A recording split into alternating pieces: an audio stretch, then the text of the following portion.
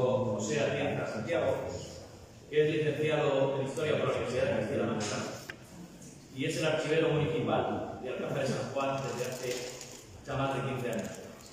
Ha realizado diversos trabajos de investigación relacionados con la historia, que están plasmados en diversas publicaciones, ponencias, comunicaciones y exposiciones que ha hecho, como decía, a lo largo de su dilatada carrera profesional.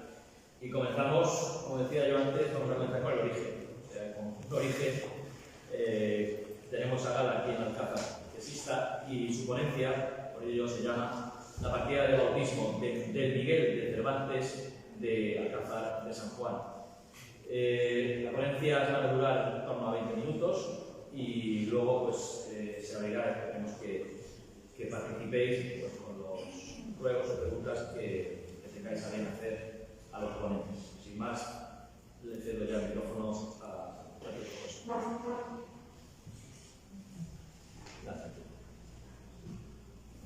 Buenos días a todos y a todos. Muchas gracias por estar hoy aquí escuchando un poco lo que vamos a hablar. Lo primero, agradecer a la Sociedad Cervantina Alcazareña por esta invitación. Permíteme también, Bautista, que le agradezca a nuestro amigo Costan, por supuesto, que haya contado con nosotros. No tengo ningún bajero para defender lo que es un trabajo que realizamos hace algunos años junto con Marcial Morales Sánchez Cumple, que está aquí, que bueno, un trabajo más amplio que todavía estamos trabajando en ello, estamos ya cerca de 5 años trabajando sobre él y que me permita un poco pues comentar con ustedes un poco lo que es la partida de bautismo de Miguel de Cervantes. Como bien decía el presidente de la Sociedad Cervantina, si hay un documento aquí en Alcázar que marque el origen de Miguel de Cervantes Saavedra, es esta partida de bautismo que se encuentra en la iglesia de Santa María la Mayor. Como veis, el trabajo lo presentamos hace unos años al premio José María Casasaya, se llama La Mancha de Cervantes y el lugar de Quijote. Como bien he dicho, junto con Marcial, lo presentamos y esto va a ser un pequeño extracto sobre lo que es este documento. Para retrotraernos en el origen de este documento, nos tenemos que retrotraer al Concilio de Trento. Sabéis que la Iglesia en 1545 y 1563 pues, establece una serie de cánones en torno a los sacramentos y dentro de esos cánones pues, están los cánones del bautismo. Establece una serie de posiciones, salvo que cumpla una serie de conceptos y salvo la pena de que sea excomulgado. Para tener un control de la Iglesia a través de sus parroquias, centros eclesiásticos, pues establece una serie de libros de registros, de bautismo, matrimonio y de funciones. Empieza a aparecer información, nombres, apellidos de personas y lo que basamos nuestro trabajo es que, como pasa en la actualidad, en el siglo XVI y XVII podrían existir dos personas o más que se llamaran igual, es decir, que hubiera dos personas con los mismos nombres y los mismos apellidos. Partidas de bautismo de Miguel de Cervantes están las de aquí de Alcázar de San Juan, Alcalá de Henares, Consuegra, Sanabria, Córdoba y he puesto etcétera porque no sé si se me olvida por ello. En la partida de bautismo de aquí de Alcázar de San Juan, el otro día lo hablaba una compañera mía en un free tour que estaba por Madrid, que decía que se había encontrado en el año 2015.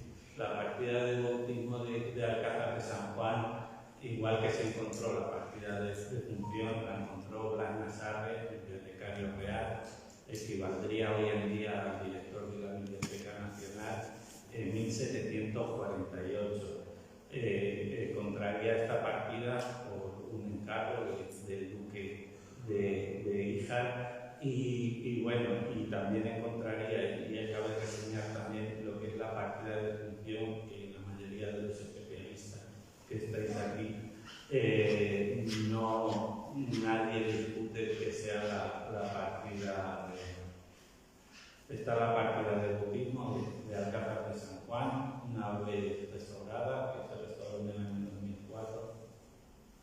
Y en 1753, es decir, 5 años después, Agustín Mondriano publicaba por primera vez la transcripción de otra partida del budismo, la de Alcalá de Henares, donde aparece el Domingo de Cervantes, hijo de Rodrigo de Cervantes y de Leonor de Córdoba.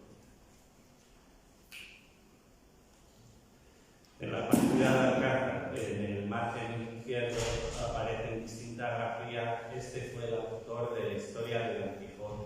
Esta anotación fue atribuida al propio Blas de Nazarre, que, como ya hemos dicho, en 1748 la encontraría. Como veis, he puesto un pequeño título para que lo podáis leer, y aquí os lo he girado para que también lo podáis leer. Aunque es difícil leer este tipo de escritura, se puede ver claro que pone que este fue el autor de la historia de Don Quijote.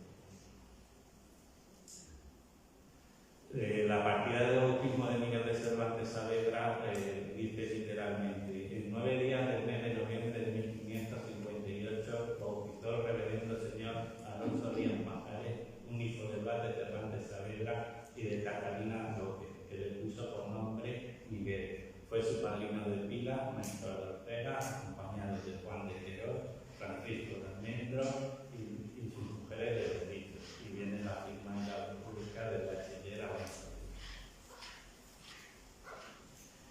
¿Qué encontró Blas de Nazarre cuando llegó aquí a Alcázar? Pues bueno, esto es una foto que hice yo el otro día en el archivo, no pensé que era foto de cuando encontró Blas de Nazarre, pues documentos sueltos o en un legajo vamos, yo lo coloqué un poco así en orden, pero a lo mejor un caos seguramente. ¿Cuándo se encuadernó este libro? Como veis en el redondel rojo, en 1798, es decir, 50 años después de que Blas de Nazarre encontrara la partida de budismo. Y como ven, pues empezó en septiembre de 1556 y terminó en febrero de 1635. Este es el libro primero de la parte del bautismal que existe en la parroquia de Santa María. Y esto es la partida antes de la restauración, que como veis, pues alguno intentó restaurarlo ahí con sellos y para que veáis un poco también los documentos y la historia de los propios documentos. Aquí también, y esto lo podéis ver en internet porque lo tienen los mormones colgados, cómo estaba hace unos años, anterior al año 2004, con cinta adhesiva, etcétera, etcétera. Bueno, una vez aparecidas las dos partidas, como hemos comentado, empezaron las disputas. Como saben todos ustedes, ya en 1760 el padre Sarmiento y un militar académico, Vicente de los Ríos, confrontaron las dos partidas, la de Alcalá y la de Alcázar, y en 1761 el padre Sarmiento publicaba La verdadera patria de Miguel de Cervantes, y en este trabajo reconocía la autenticidad de las dos partidas y apuesta que ya en el siglo XVIII, por la teoría que estamos siguiendo en este trabajo, de que existieron dos Migueles de Cervantes coetáneos en el tiempo. Lo que pasa es que el padre Sarmiento niega que el de Alcázar sea el autor del Quijote, inclinándose por el de Alcalá de Henares. Este trabajo lo publicó Luis Miguel Román en Ambra, miembro de la Sociedad Cervantina, en el año 2001. Después de varias disputas, la Real Academia dictaminó que las dos partidas eran las verdaderas, pero decía que Miguel de Cervantes Saavedra nació, que es uno de los mayores pasos que siempre hay, porque lo único que se guarda son partidas de bautismo, partidas de nacimiento, de registro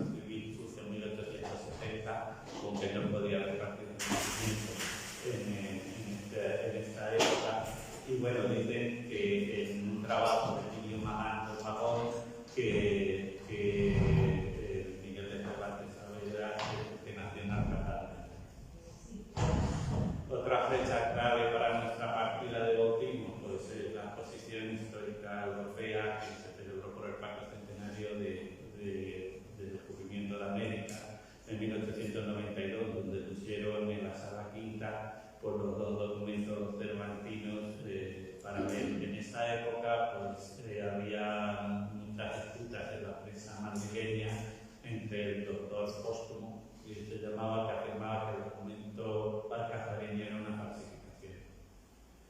Y que aludía que estaba mal encuadernado.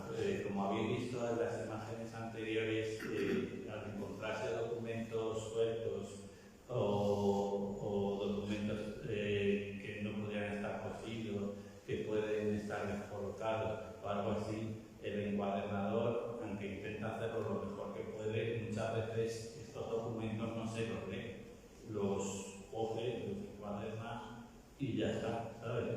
Entonces, bueno, Antonio Castellanos, uno de los investigadores de la Guía Cazareña, concluía que, porque no es cierto que la partida fuera falsa, porque si no las demás inscripciones que aparecían en la partida de bautismo también deberían de ser falsas.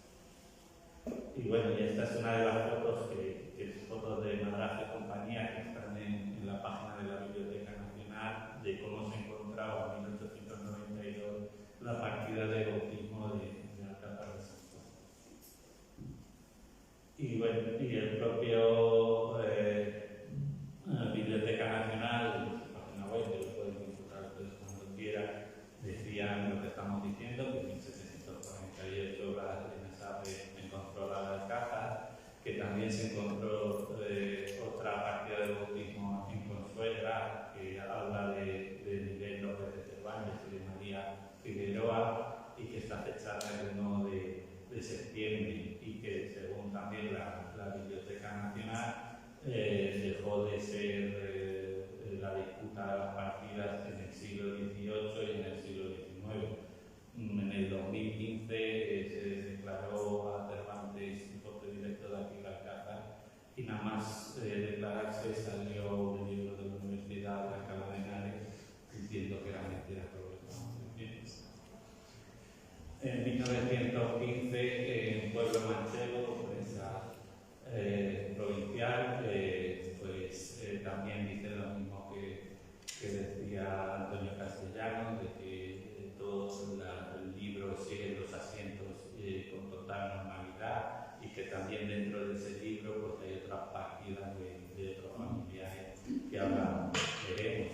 Y también dicen que el presbítero Alonso Díaz Pajares, que bautizó a Miguel de Cervantes, también bautizó en la otra parroquia de aquí de Alcázar, en la parroquia de San Francisco.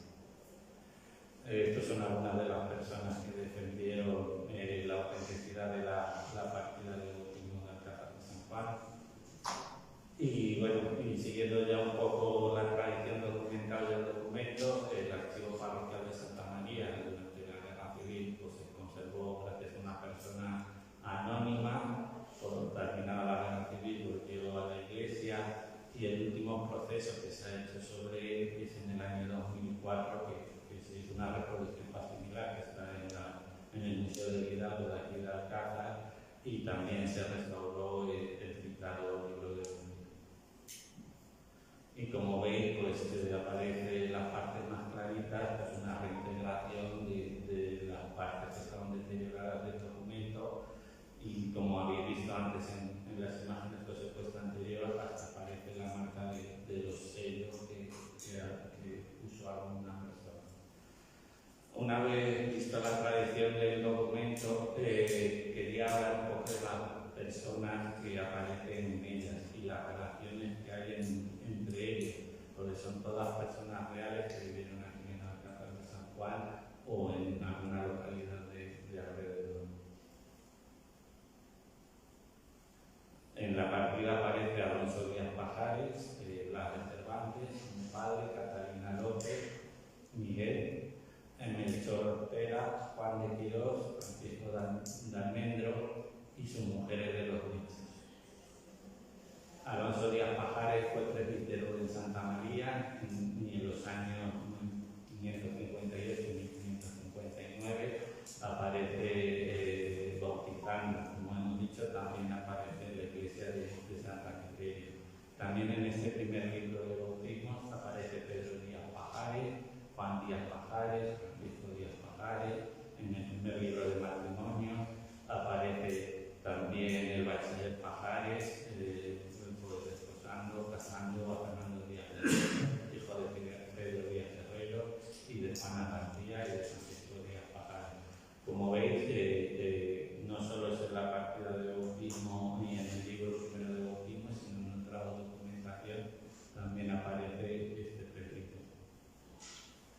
Blas de Cervantes, el padre de Miguel de Cervantes, en 1572 aparece como regidor, que equivale a concejal ahora del Ayuntamiento de Alcázar, del Concejo de Alcázar. También fue alcalde de Hermandad, regidor de Hidalgo, y sabemos que ya en 1588 había fallecido. Catalina López fue la madre de Miguel de Cervantes. Son escasos los datos que tenemos sobre ella. Lo que sí sabemos, y gracias a las investigaciones que hizo Ángel Serrano Armando, es que era hija de Francisco López Boticario, oriundo de Campo de Cristán. Aquí tenemos al abuelo de Miguel de Cervantes, de Campo de Cristán. Y bueno, y Teresa López, porque también lleva otra hermana, que era Mari López, estaba casada con Diego Pérez de Taboada y un hermano de Juan. Aquí aparece otro personaje que también fue regidor y que aparece en la página de bautismo de Miguel de Cervantes como padrino, que es Juan de Quirós. Este caso es muy curioso porque investigando sobre este personaje, que aparece también en 1557 cuando se firma la escritura entre el Consejo de Alcázar de San Juan y María Hernández para la fundación de lo que fue lo que conocemos el convento de Santa Clara. Aparece ya este personaje como regidor y también Ángel Ligero relaciona a otros regidores como Juan López Quintanar, que lo relaciona con el personaje de Juan de Altudo, Francisco Romero y Francisco de Úbeda. Y una vez investigando sobre este personaje en el Archivo Histórico Nacional, y lo tenéis ya en pares, lo podéis consultar, nosotros lo vimos, ¿verdad, Marcelo, ya hace tiempo, aparece también un Juan de Quirós, que es vecino de Herencia, y además los dos están en un proceso inquisitorial. Estamos en el mismo caso que Miguel de Cervantes, y puede pasar en la actualidad. Hay gente que se puede llamar con el mismo nombre y los mismos apellidos.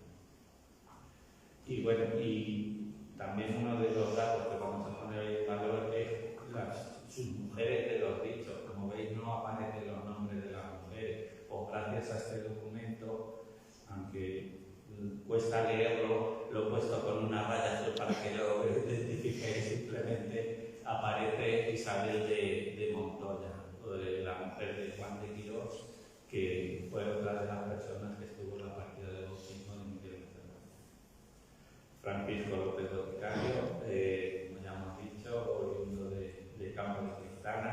Lo sabemos porque gracias a un documento, una carta del escribano real Miguel de Prado en 1562, dice a los fieles del estado de Hidalgo a Cervantes, yerno de Francisco López Boticario, es decir, el yerno padre de Catalina López era Francisco López Boticario.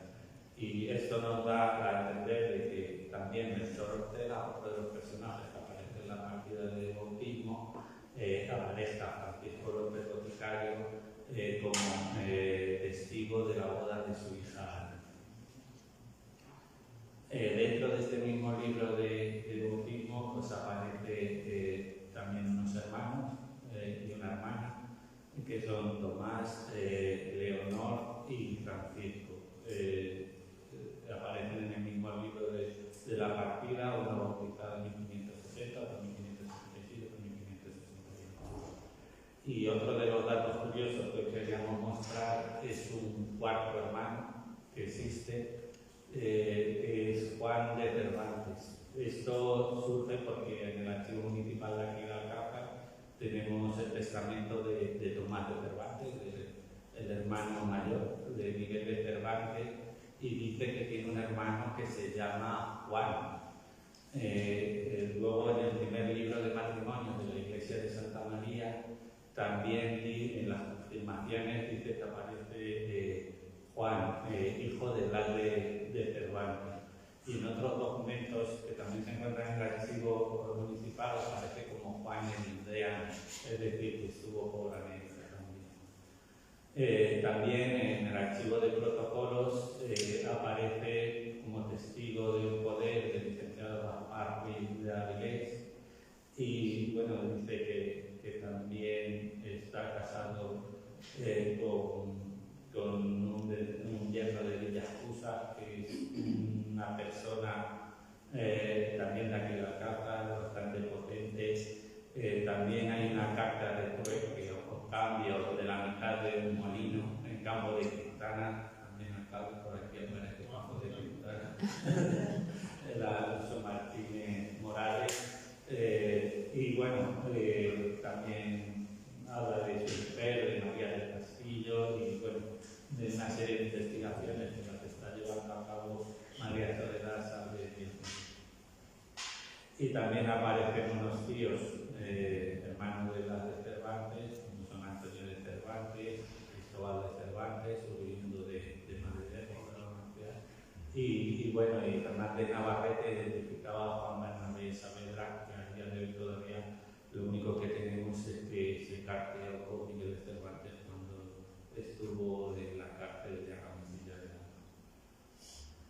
Y terminamos este trabajo como empezamos, con la existencia de dos Migueles de Cervantes o más, y este es un trabajo que hizo Luis Miguel Román Alhambra en el año 2016, donde identificó en una carta escrita de Juan de Austria y del rey Felipe II del 19 de marzo de 572 en la ciudad italiana de Palermo, donde aparecen todos los enfermos y los soldados que habían quedado mansos y maltratados en la batalla de Lepanto, donde aparecen dos Migueles de Cervantes, uno en el folio 10, que ahora veremos, marcado con una cruz, que de Panamente educados. Aquí tenéis el documento. ¿Vale? Y luego otro en el folio 16, donde aparece que es recompensado junto con otras 12 personas y que habíamos asignado en su barco. Bueno, leer el artículo de Luis Miguel Román Alhambra, que merece la pena. Y como veis, al lado pone ojo. Y para el futuro debate cojo una serie de preguntas que formula Luis Miguel Román Alhambra en este documento. Son dos Migueles de Cervantes distintos, los dos que se encuentran en Mesina en 1572.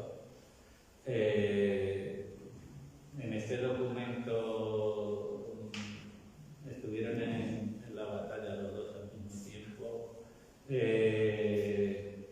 El valiente Miguel de Cervantes, amotinado en una galera turca, pudo haber sido herido y llevado al mismo hospital de Mesina, donde se encuentra el otro Miguel de Cervantes curándose de las heridas sufridas en Lepanto. Y concluimos diciendo que después de los puestos existieron al menos dos Miguel de Cervantes o más entre el siglo XVI y XVII, y la pregunta del millón: ¿cuál de ellos fue el autor del Quijote?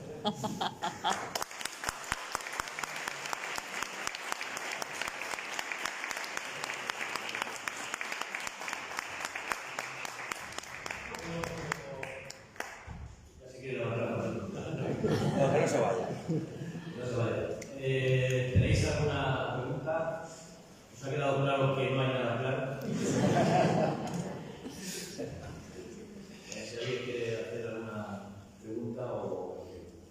Bueno, sí, en la investigación que estábamos llevando a cabo con Paco, lo que parece cada vez más claro es que la biografía oficial actual de Miguel de Cervantes está hecho con la biografía de dos personas distintas. Un Miguel de Cervantes de Alcalá de Henares, que efectivamente existió, y un Miguel de Cervantes Saavedra de aquí de Alcázar. No sé si intencionadamente, pero cada vez parece que queda más claro que lo que conocemos oficialmente sobre el escritor tan renombrado está construido con la biografía de dos personas distintas. Y por eso el valor que tiene el documento de Palermo, que descubristeis aquí en Alcázar y lo disteis a conocer vosotros, nadie más. Vosotros Sí, fuisteis. No, pero no lo comentó Alfredo Alvar, que ya lo había visto en la exposición de Simancas. Pero Había estado 150 años. Sí, sí, pero es el oscurantismo, el por qué está ese documento. Claro, ¿Qué interés tiene que eso nos haga la luz? claro, pues fue eso, fue un espaldarazo porque ya llevábamos un tramo de la investigación hecha. Cuando nos enteramos por la Sociedad Cervantina, nos sorprendió mucho que en la conmemoración, en el catálogo que hacen, ese documento desaparece del catálogo, son ellos que lo dan a vosotros, y entonces, claro, daban más respaldo a todo esto que estaba surgiendo cuando se trataba. Y después está también el tema de los apellidos, que cada vez sospecho más que si se hiciese una revisión de los documentos que se conocen con la firma de Miguel de Cervantes, veo que hay algunos que están firmados como Miguel de Cervantes y otros que están firmados como Miguel de Cervantes Saavedra. Yo creo que son personas distintas quienes están firmando ahí en el documento. Y evidencias sobre la autoría del Quijote. Jorín, yo creo, bueno, porque aquí nos has puesto una parte importante del trabajo que se envió al premio Casasallas.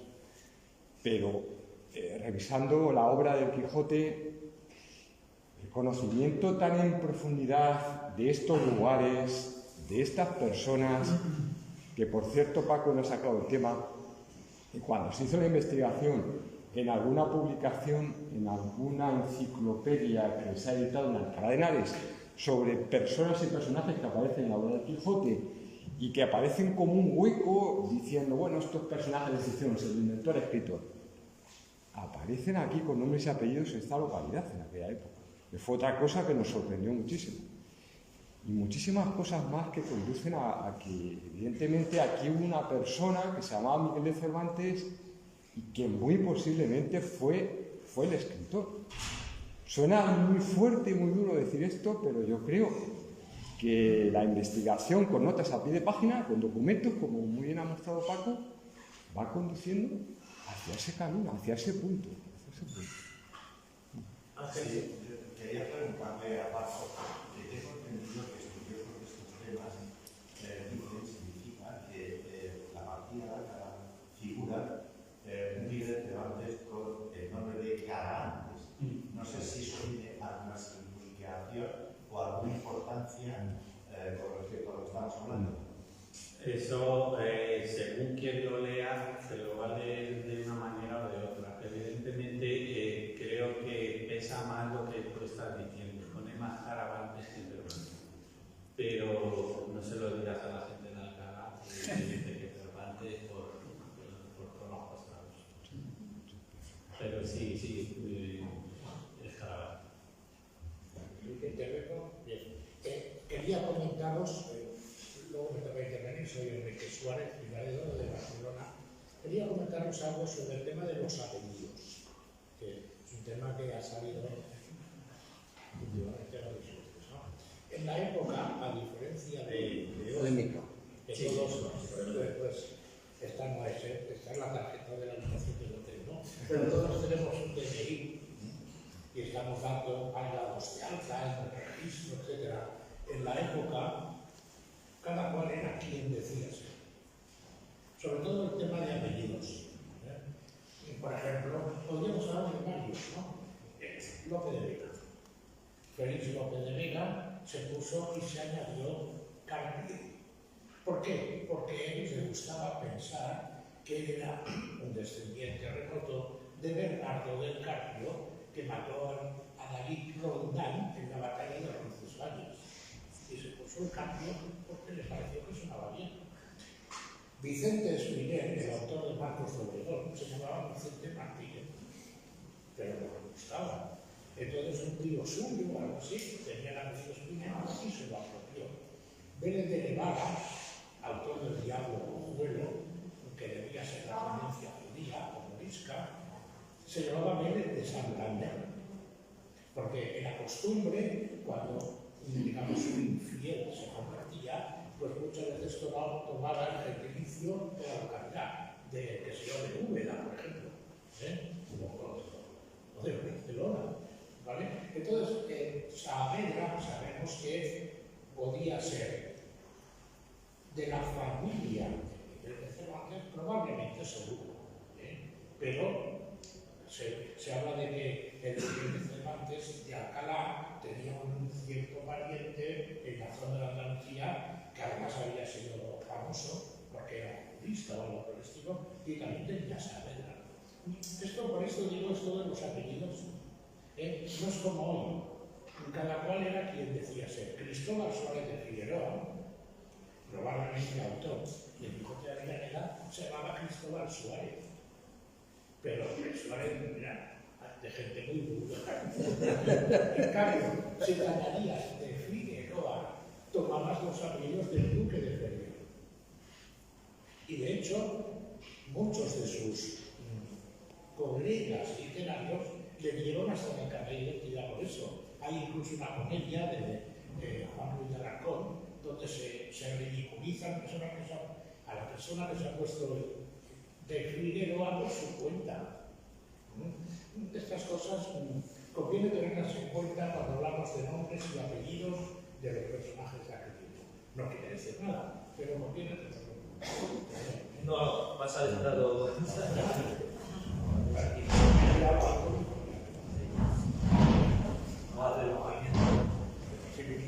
Sí.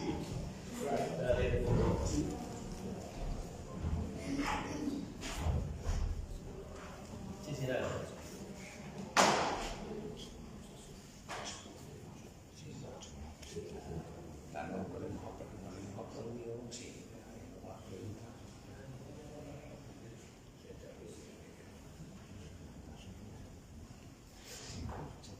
¿Qué tema de los ordenadores aquí?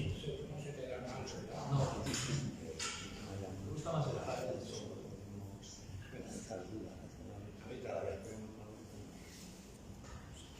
Bueno, Pasa el micro para allá. bueno, voy a. Por supuesto, muchísimas gracias, Francisco.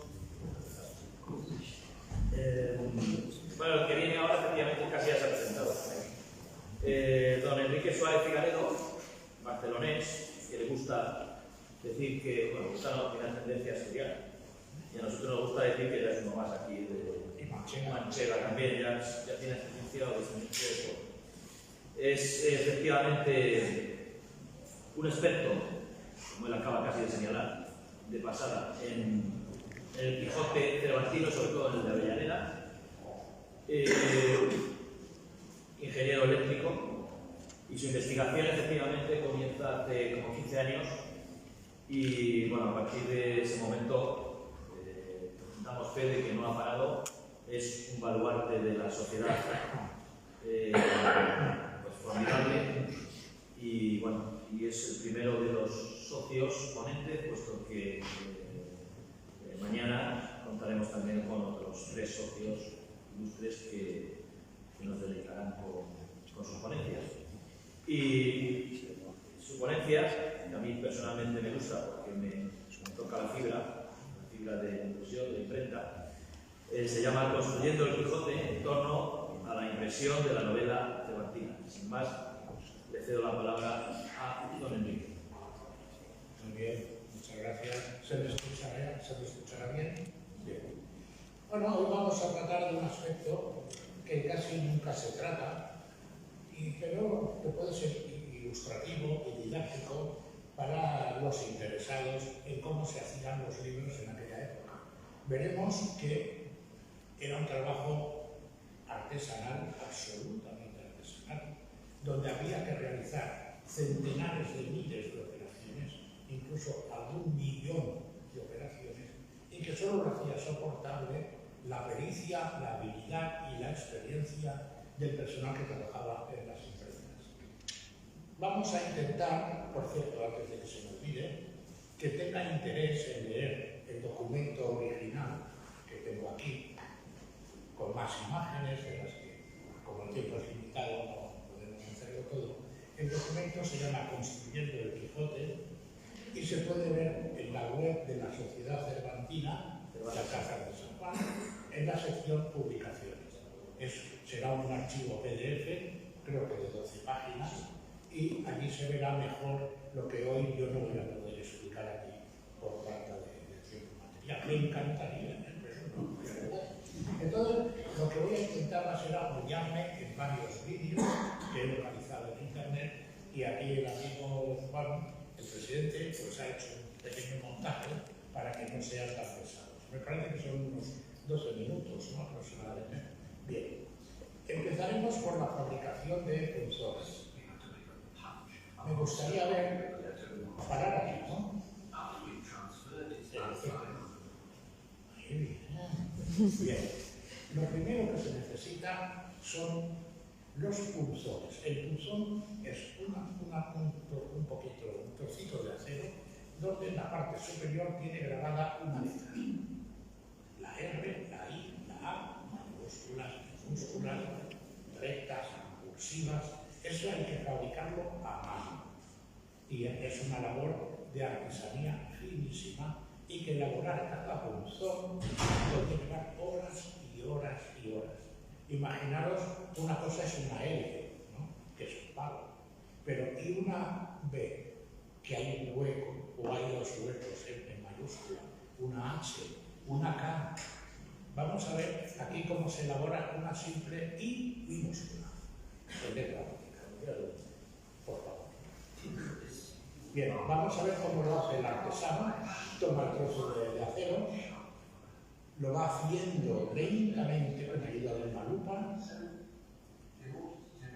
El presentador, que es de la BBC, Stephen Fry, pues también interviene.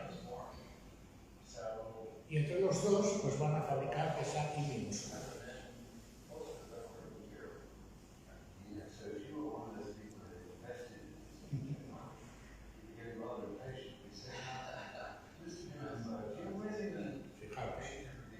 Cómo ha ido afinando la pieza para dejar en la parte superior solo la letra. Este es un reportaje que si se tradujese al castellano y se emitiese por televisión, tendría un gran éxito. El título original, mirad ahora cómo va templando. Primero lo prueba, la I minúscula. Ahora, como si fabricara un cuchillo o una espada, lo va a templar, lo va a poner al rojo o blanco y lo va a sumergir. En este momento ahí tiene acero como el de un cuchillo o de una espada. Fijaros.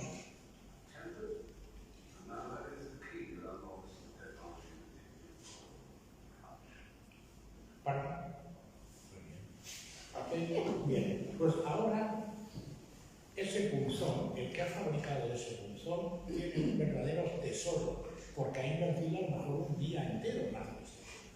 Los punzones no se vendían. Importante. El que había fabricado en una caligrafía, en una letrería, los punzones, los guardaba en la caja fuerte, porque eso no los iba a vender. Lo que vendería serían las matrices, para que luego cualquiera se pudiera hacer sus propios tipos de imprenta de plomo. ¿Vale? Aquí el amigo Stephen Fry, famosísimo. Mirad, ahora con ayuda de un martillo, en una pieza de cobre, que es un material blando, él está golpeando acero, y por lo tanto lo que va a dejar es la huella del tipo que ha construido, de la I.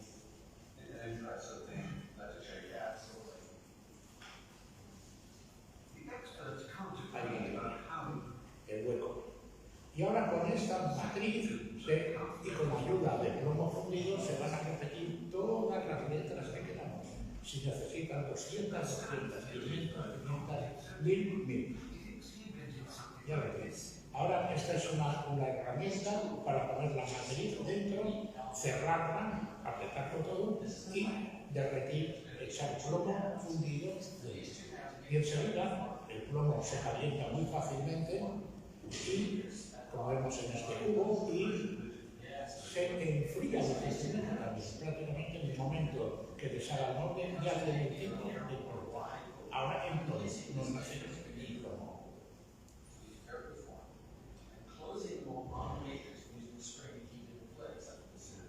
Como os digo, este reportaje se llama ¿Cómo el invento de Gutenberg cambió el mundo? Porque efectivamente él fue quien inventó la forma de imprimir libros con los tipos móviles que se llaman, los tipos de imprenta. Ahora voy a lo fundido y vamos a ver cómo rápidamente deshace la moldeadora.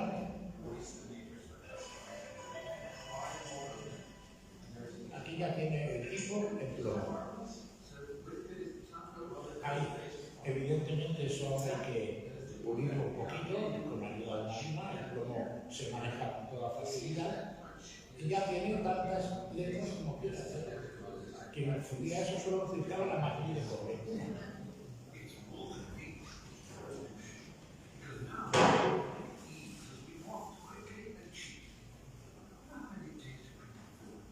Rápido y barato, ¿eh? Este es el tipo de imprenta. Ya, pues, tantas como queramos. Ahora tendremos que pararlo cuando acabe esta sección. Fijaros, ¿eh? Esto es lo que hacía, pues lo podía hacer perfectamente el aprendiz de la imprenta, porque era ya fácil, ¿eh? Ya tenemos los tipos. Ahora vamos a ver, que esto también se las trae, cómo se hacía el papel. Había un súbito.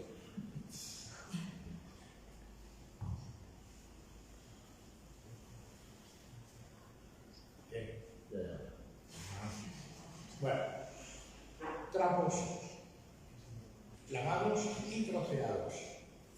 Un batán accionado, un rodete accionado por agua, que con un engranaje va a accionar un martillo pilón que va a golpear esos trapos hasta convertirlos en una pulpa de fibras. Si no lo vemos, no lo creemos, ¿verdad? Fijaros. Ahora esto se ha volcado en una tina que hay que moverla, como que el que trabaja en una quesería, que ha de moverlo todo para que esto. Bien, ahora aquí hay un operario que va a tomar una formadora. La formadora es una rejilla con un marco. El marco será para introducir a la formadora en la tina, sacarla y luego agitarla para que eche el agua que sobra.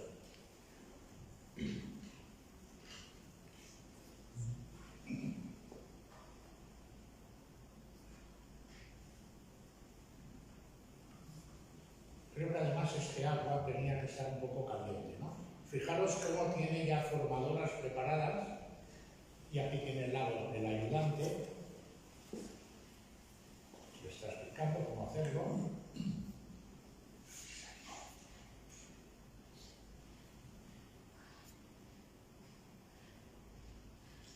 Ahora.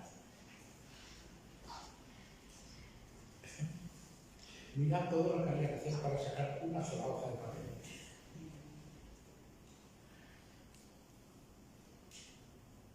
Aquí ya va a intervenir el ayudante. Quita el marco. Esto, ahí tenemos la hoja, lo que va a ser una hoja, pero os habéis fijado en el grosor, porque esto es una pulpa fibrosa, de fibras. ¿Okay? El ayudante lo que hace es darle otra rejilla, ponerle el marco a esa rejilla, y aunque creo que aquí en el reportaje no se ve, lo que va a hacer es coger la rejilla, esta que ya está hecha, volcarla por encima de un paño, echar otro paño encima y así sucesivamente ir poniendo una hoja de encima de la otra, pero separada por un paño para que no. Y luego al final del proceso lo meterá en una prensa, como lo que prensase vino, y lo apretará todo para que salga toda el agua, que todavía retiene esta punta. Y luego veremos pues cómo Stephen Fry pues, levanta la hojita resultante.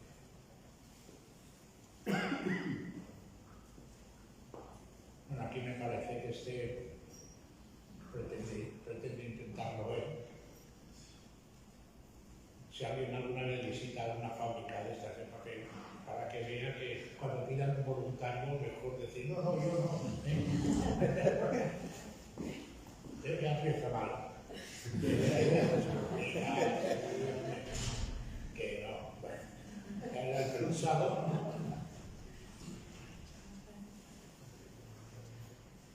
Como digo, esto es una operación muy simple. Ahí tiene todas las hojas y ahora apretar. Como veis aquí, el concepto máquina apenas intervenía. Ahora, aquí tiene la hoja. Oh, wonderful. Bueno, aquí hago yo de Barcelona. Ok, ya tenemos la hoja. Esperemos que acabe esto.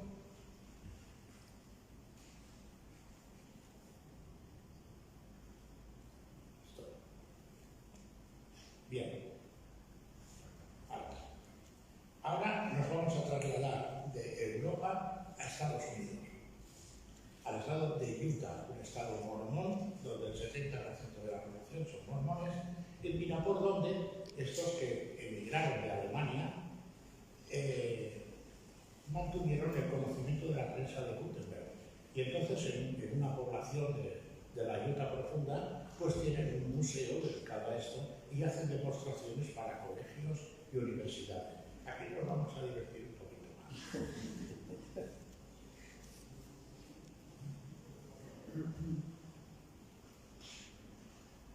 Aquí tenemos el amigo, ¿no? Fijaros, ha puesto tinta en esta superficie metálica y ahora está empapando estas dos balas que se llaman, que dentro pues a lo mejor hay algodón y en este caso el sello es de piel de palo, según dice el hombre. Arriba podéis ver Gutenberg Press. Se entretiene, ¿eh? Yo esto lo he recortado porque es un suplicio de lo que hace este hombre. De verdad, ¿eh? Sí. Hay un momento que aquí no veremos, cuando ya se pone a intintar el molde, que esta le falta la respiración. Aquí tenemos una parte de la prensa de la que hablaremos también. Ahora, alto ahí. Miremos, aquí veis, en la parte inferior, lástima que yo no tengo aquí un visor, va a estampar un lado de la hoja que hemos mostrado, que Stephen Fry sacaba, ¿verdad? Y va a hacer el formato, en realidad, de una Biblia de Gutenberg, pero el formato es el mismo de un libro de caballerías, que es en cada página vamos a tener 2 columnas de texto. Y va a imprimir 2 páginas, porque luego esto que él tiene aquí, una vez ya en la empresa, la va a plegar y lo que va a tener son 2 páginas, 2 folios, ¿ok? Bueno, 2. Sigamos. Ahora fijaros lo que le va a llevar el entintado de este molde. Esto que hay abajo son los tipos de imprenta con todo el texto que va a contener esa página. Ahí va.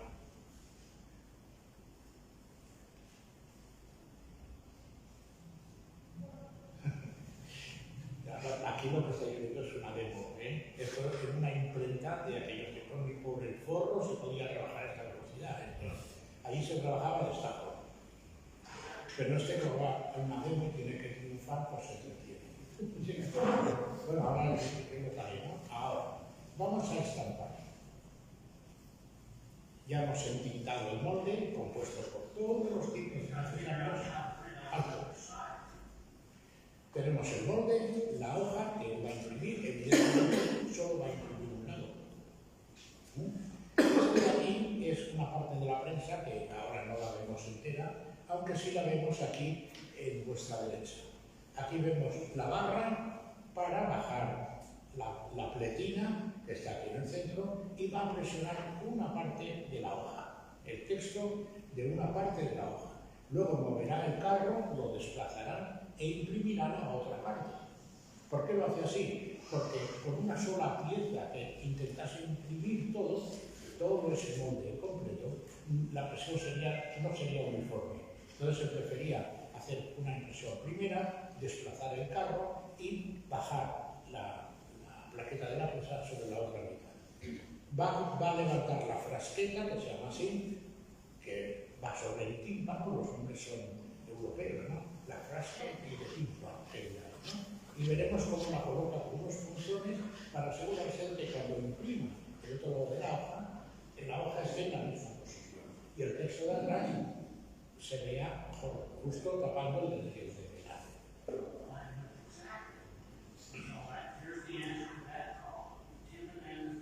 Present.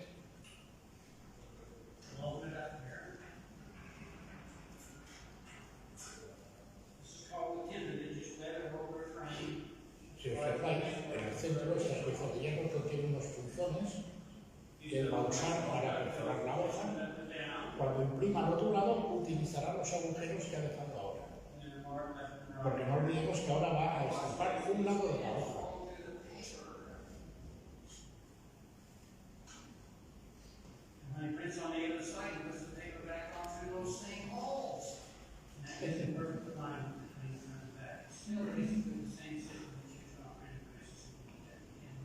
Ahora llamarán a un robusto estudiante, ya veréis que he dicho que va a salir.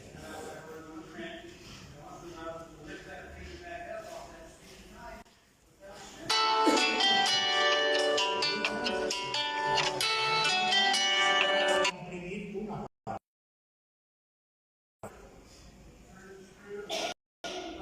Aquí es donde sale la naga este.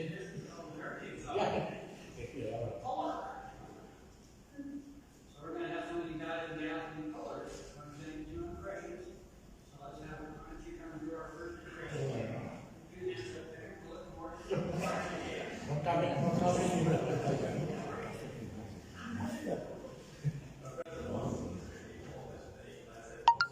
Pero es muy entretenida. Solo ha impreso un lado. Ahora moverá el carro y hará la misma operación para imprimir el otro lado.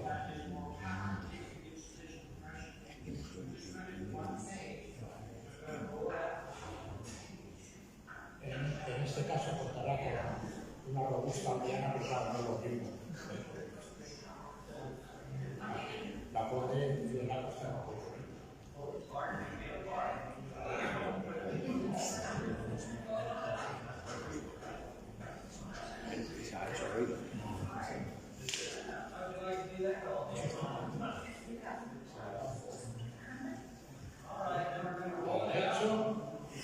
Extrae el carro, levantará el tímpano, sacará la frasqueta, fuera, y aquí ya tiene la hoja estampada.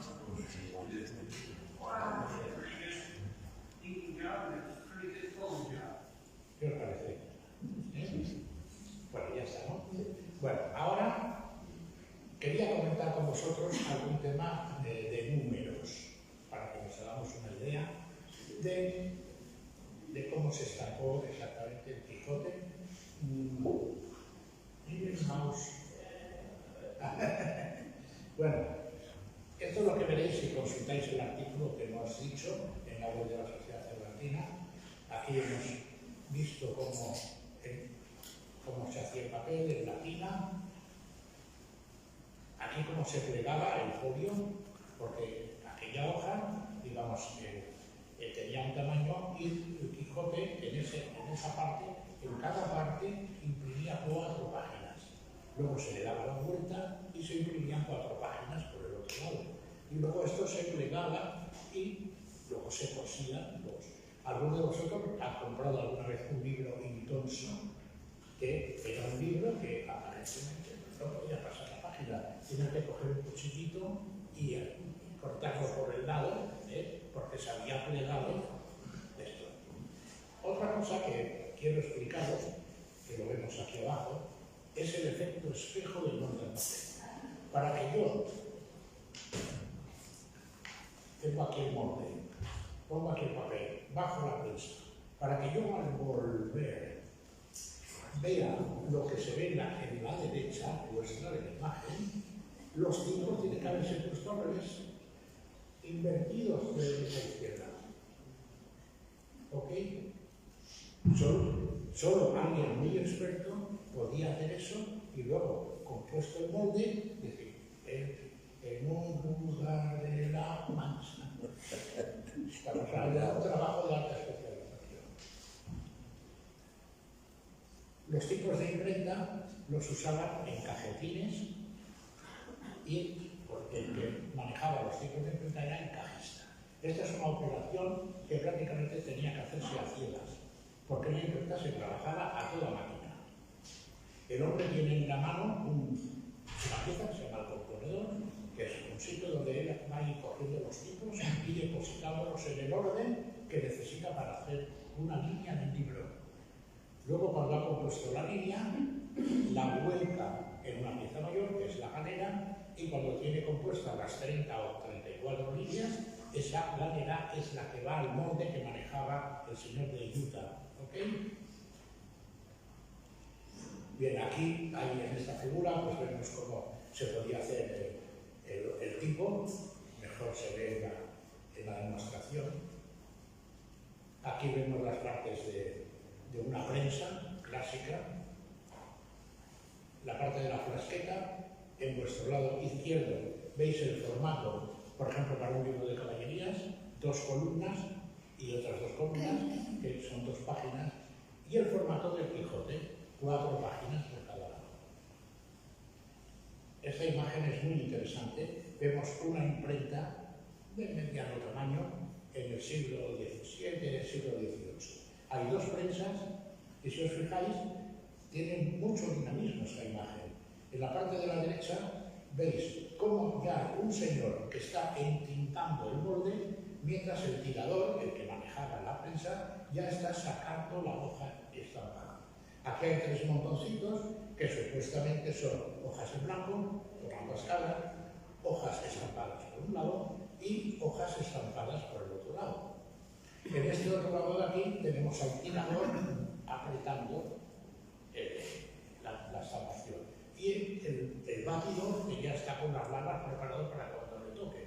Esto, para que veáis cómo se trabajaba. Esto, Henry Ford debió tomar alguna idea de esto para cuando empezó a hacer coches del siglo. Detrás, si os fijáis, hay 4 individuos, cada uno tiene delante una atril, una forma inclinada, y maneja uno de aquellos cajetines con los tipos. Y va componiendo una hoja. Si os fijáis, este de aquí, por ejemplo, en el centro, tiene así una hoja a esta altura, que es el texto que ha de componer. ¿Lo veis bien lo que quiero decir? Y lo que iba haciendo con aquella pieza en la mano es ir cogiendo e ir colocando. ¿Por qué hay cuadro? Porque hay que componer, hay que alimentar 2 prensas y cada hoja ha de componerse por un lado y por el otro. Esto se trabajaba just in time, que ahora se dice en la industria automovilística. Todas las operaciones que había que hacer el tirador: extraer completamente el carro, abrir el tímpano y la flasqueta, retirar la hoja anteriormente estampada, colocar una hoja en blanco, todo eso, y 2 golpes de prensa por cada otra hoja. Bien, ahora ya vamos a hablar de números. Me voy a apoyar en lo que tengo hecho, que ya me costará menos el tiempo. Bien, cada ejemplar del Quijote tiene 83 hojas de aquellas de pina. 83. Haciendo una proyección de que pudieron hacerse 1.200 ejemplares, que es un número razonable, una apuesta razonable, se necesitaron en números redondos 100.000 hojas fabricadas de aquella manera. 100.000.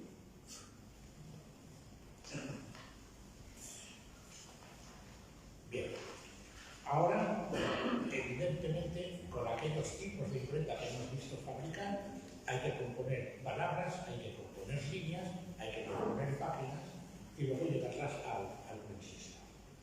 El cajista, suponiendo que ese trabajo lo hubiera hecho una sola persona, tendría que haber hecho 1.000.000 de operaciones de ese tipo. 1.000.000. Los números asustan. Ahora hablemos del trabajo que tenía que hacer el señor de la prensa. Si tenemos en cuenta que hay 83 hojas por los 2 lados y que cada lado requiere 2 golpes de prensa y 2 movimientos del carro, 199.200 operaciones del prensista.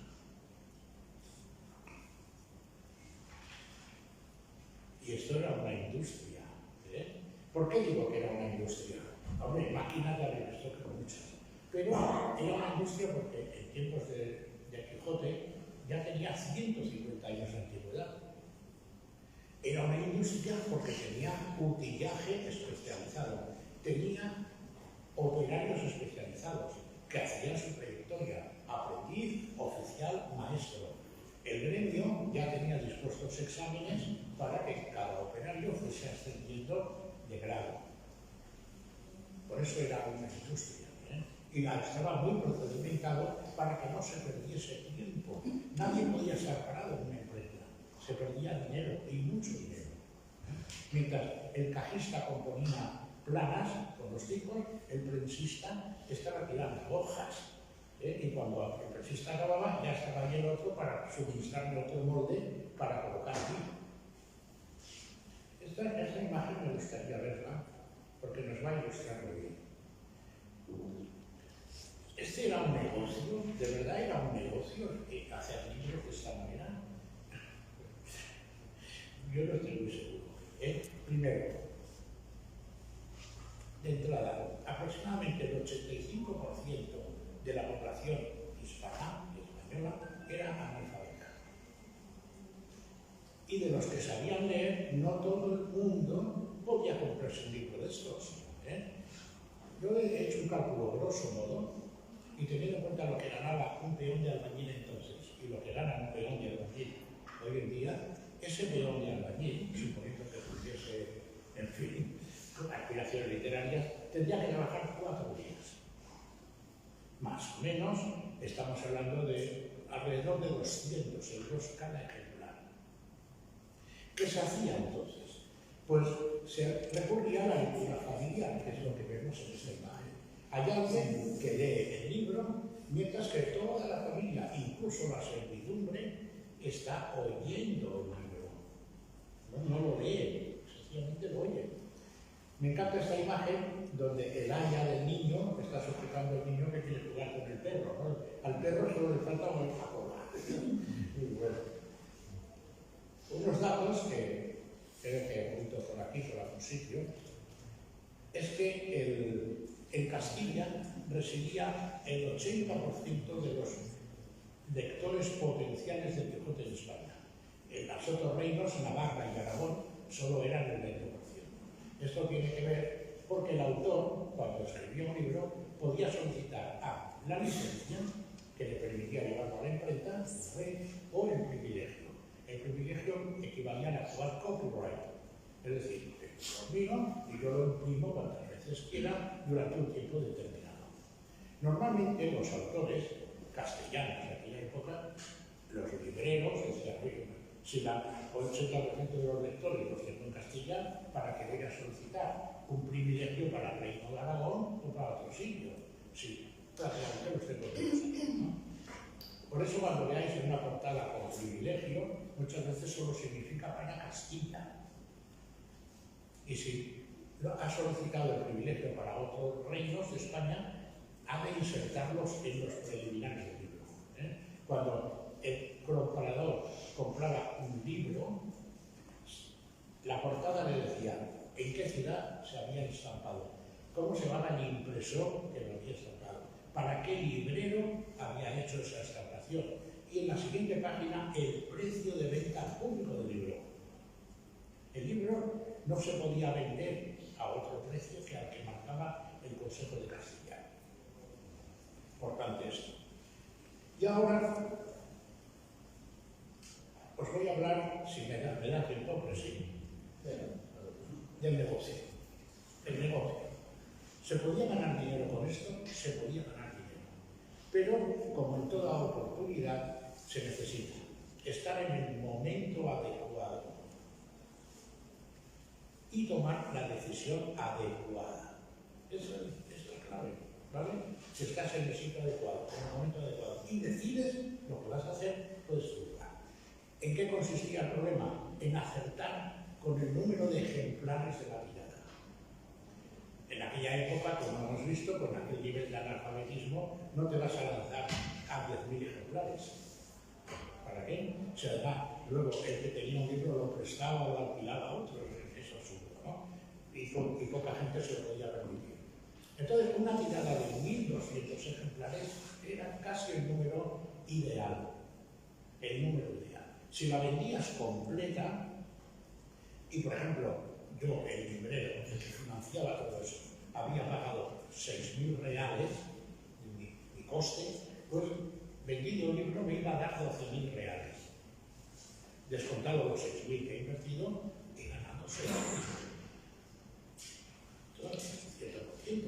Y si además lo he vendido rápido, no puede haber mejor negocio. Porque el impresor podía tardar en imprimir un libro 2 meses y medio. En 2 meses y medio lo saco a la venta y resulta que ganó el 100%. No puede haber un chollo mejor que ese, pero claro, los has de vender todos. Hasta el último, del primero hasta el último. Y no todos los vas a vender. Algunos, tú que eres el librero, los vas a regalar a familiares y amigos. Otros te los pedirá el autor del libro que regalarlo a familiares y amigos. Más el impresor que a veces distraía los ejemplares porque también los podía vender en la misma imprenta. Y finalmente está la respuesta del público, que a lo mejor todo el esfuerzo que tú has hecho pues, no tiene eco dentro del público. El librero Francisco de Robles, que fue el que financió todo esto, pues acertó. Acertó tanto que vendió toda la primera edición, los 1.200, 1.100, y inmediatamente tuvo que encargarle a Juan de la Cuesta otra más, que debió ser más o menos del mismo tipo. Y me interesa esto de la segunda o la tercera edición, porque hoy en día tú, por ejemplo, vas a la librería y pides un código Da Vinci de Dan Brown, miras y te dice, qué sé yo, edición 9. Vas a otra librería y ves que te dan la edición 10.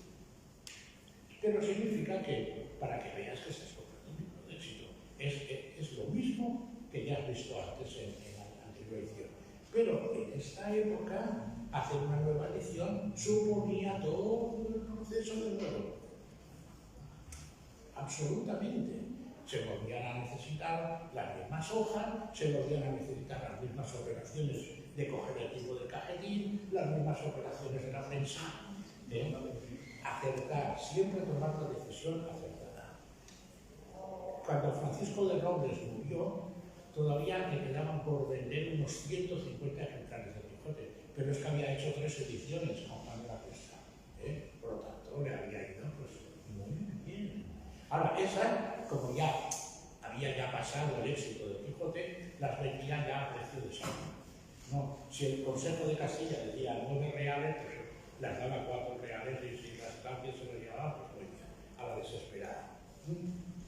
Bueno, yo supongo que he consumido mi tiempo, espero no haberos aburrido y confiaría en que cuando veamos un ejemplar original de aquella época nos diésemos cuenta del enorme trabajo que se ponía. No tiene nada que ver con lo de hoy. Hoy yo voy a una imprenta y digo, oiga, tengo aquí un libro de no sé qué, hágame 1000. Lo coge, lo mete en un ordenador, pulsa la tecla Enter y ya me salen encuadernados y con su celofán. Entonces, ya, muchas gracias por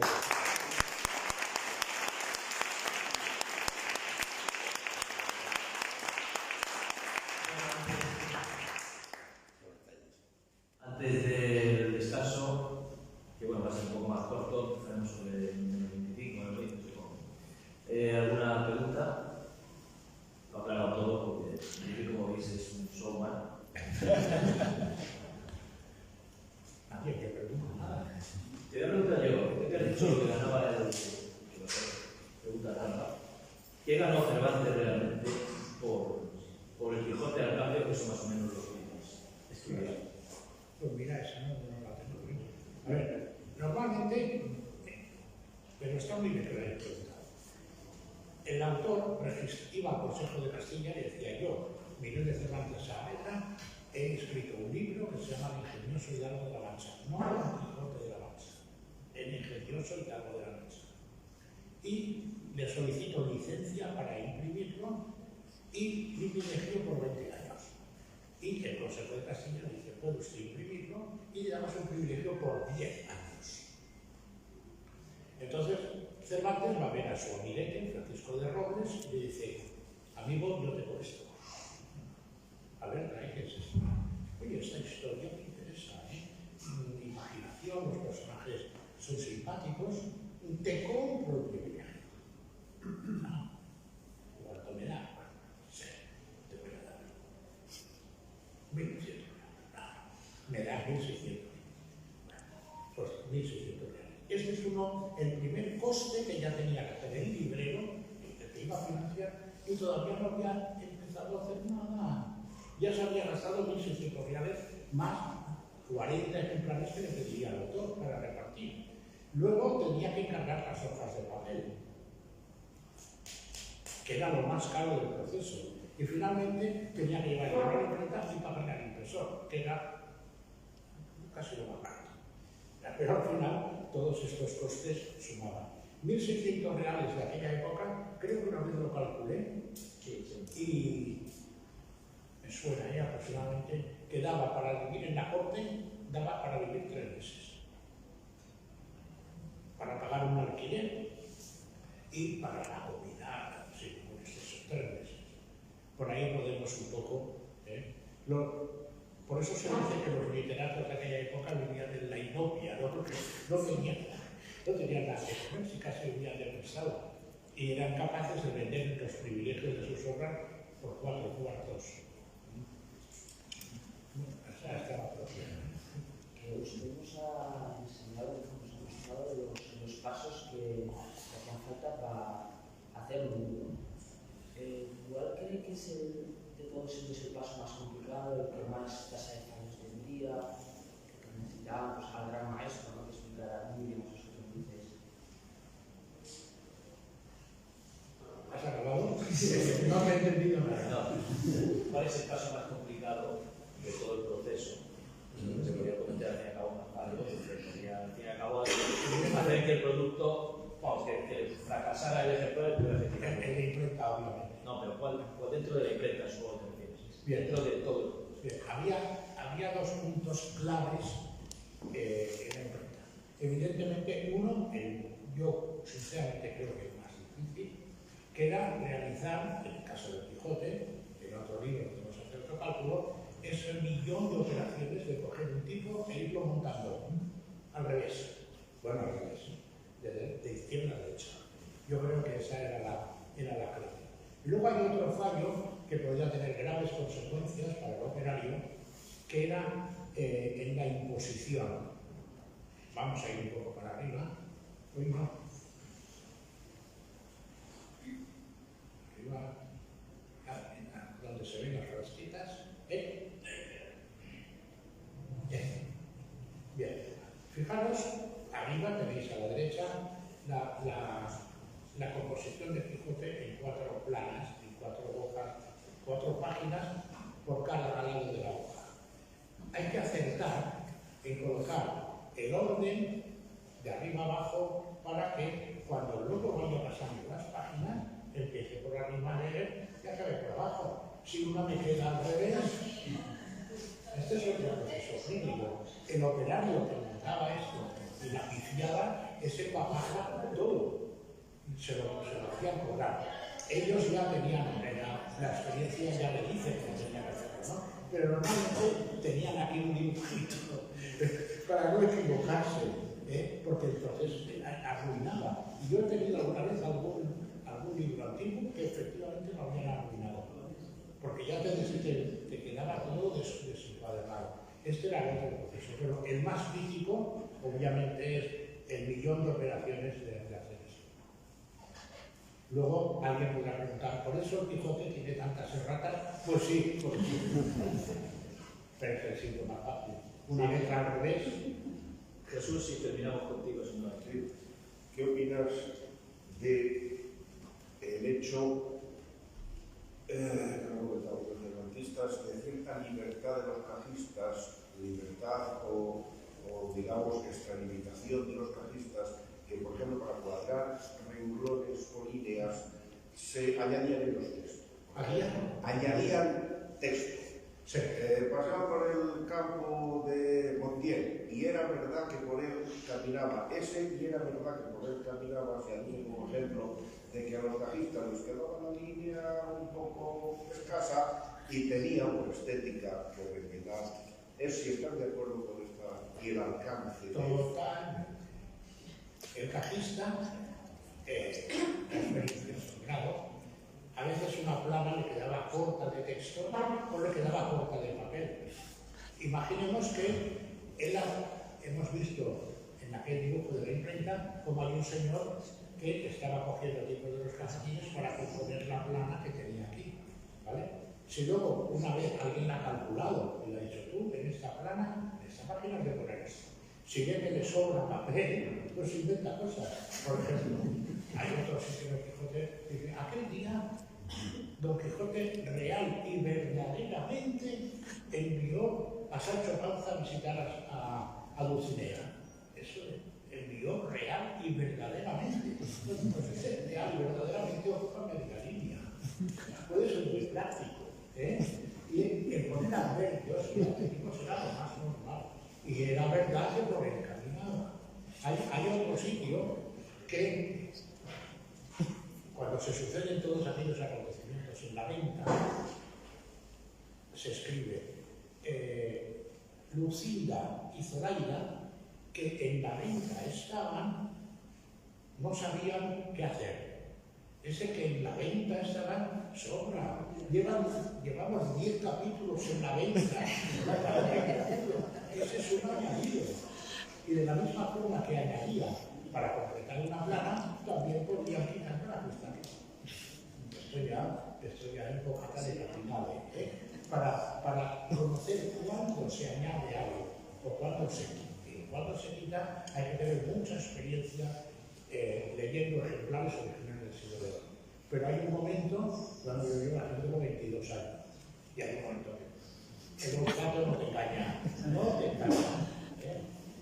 Bueno, en fin. Muchas gracias. Vamos a entregarle un pequeño detalle a estos dos grandes ponentes que han inaugurado esta sesión. Tomamos un descanso hasta menos 20 y